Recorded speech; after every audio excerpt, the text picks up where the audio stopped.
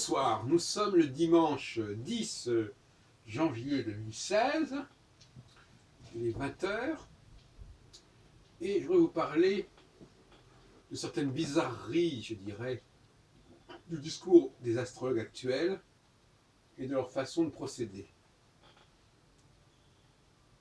Vous savez que les gens qui sont les fanas du thème astral vont vous expliquer à quel point on ne peut pas isoler les facteurs. Il faut faire, il faut relier tout ensemble, il faut tout connecter, et ce sont ces connexions,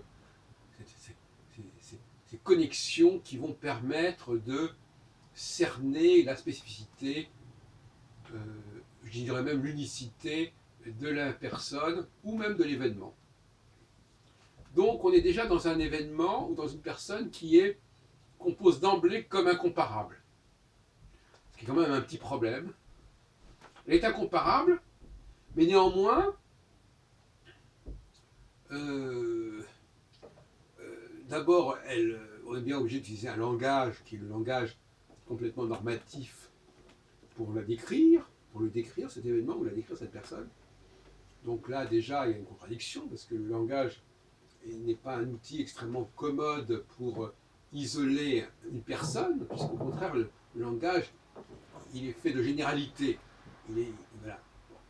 Si encore on faisait une interprétation musicale, je dirais, ou même picturale, là je dirais oui, pourquoi pas, en effet, là on est dans quelque chose d'unique. Mais le langage n'est pas unique, loin de là. Alors paradoxalement,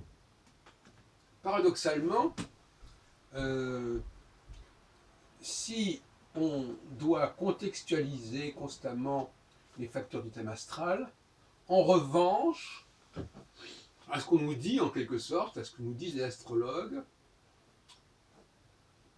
justement, on n'a pas besoin de relier la personne à un ensemble. Donc il faut contextualiser les éléments du thème astral, mais pas contextualiser la personne ou l'événement. Voilà déjà qui semble assez étrange.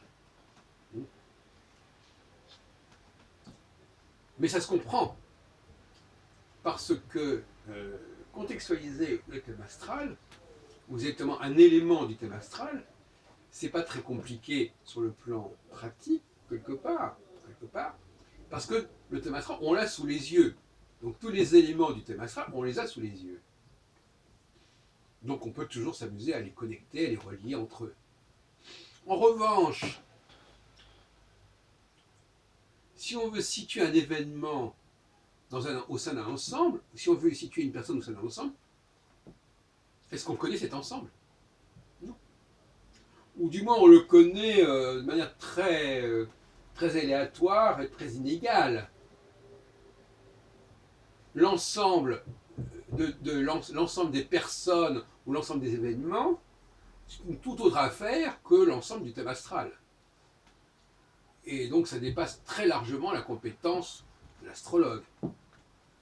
C'est pour cela qu'il préfère parler de situer les éléments du thème au sein du thème, qui est un objet bien défini, bien circonscrit, et non pas de situer la personne au sein d'une population ou un événement au sein d'une histoire. Chacun, comme on dit, voit midi à sa porte, et chacun choisit les références qui correspondent à son niveau de culture et à son niveau de connaissance.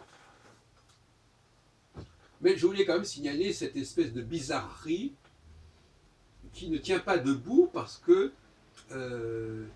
il est clair que si on parle de contextualiser et de situer, il faut situer à tous les niveaux, et pas uniquement au niveau du thème natal ou du thème astral. Il faut situer l'individu au sein d'un ensemble. Un ensemble, il faut repérer cet ensemble. Quel ensemble? À quelle catégorie cet individu appartient? À quelle catégorie socio-culturelle? À quelle communauté? À quelle profession? tout un ensemble de facteurs qui vont permettre de situer la personne, de la situer sociologiquement.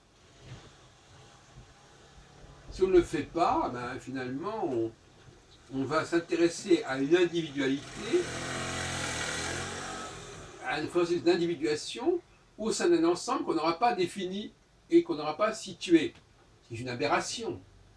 Parce que l'individuation ne fait sens que par rapport à des objets similaires.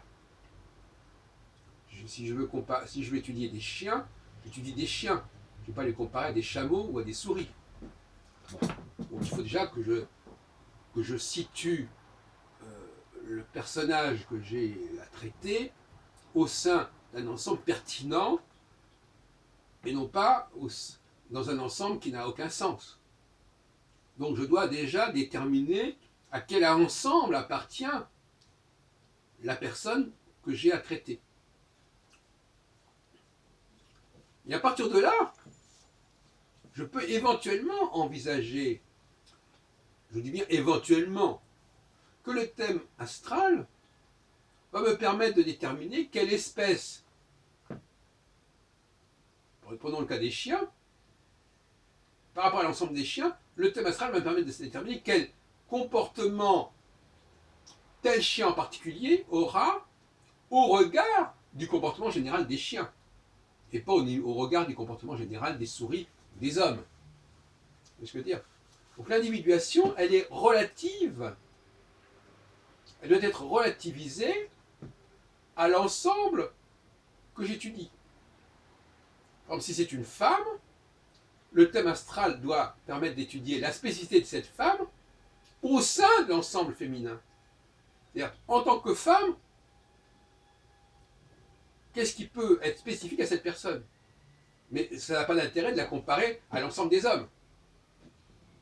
D'ailleurs, autrefois, il y avait une expression qui était assez amusante, on disait « pour une femme, tu es pas mal » ou « pour ceci, tu es pas mal ». C'est-à-dire qu'on disait « compte tenu du groupe auquel tu appartiens, c'est pas mal ou c'est pas terrible ». Voyez-vous? Donc c'est toujours...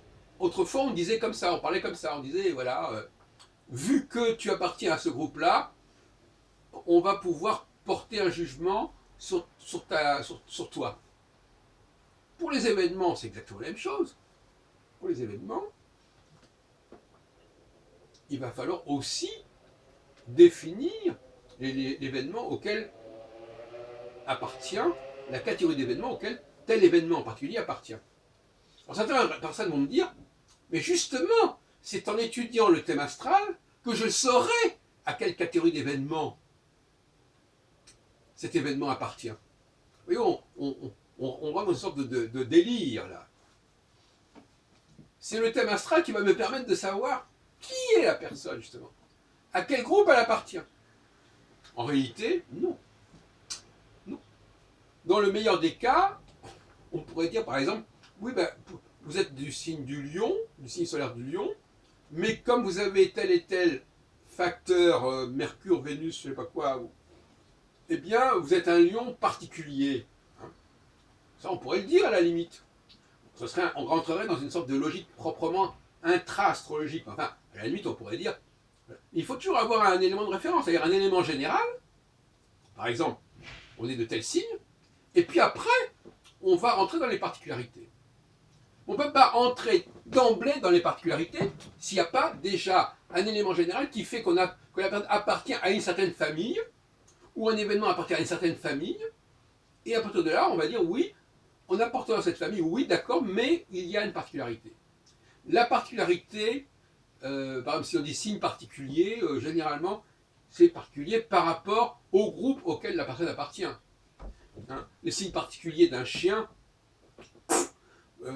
ça n'a de sens que par rapport à la catégorie des chiens, etc. etc.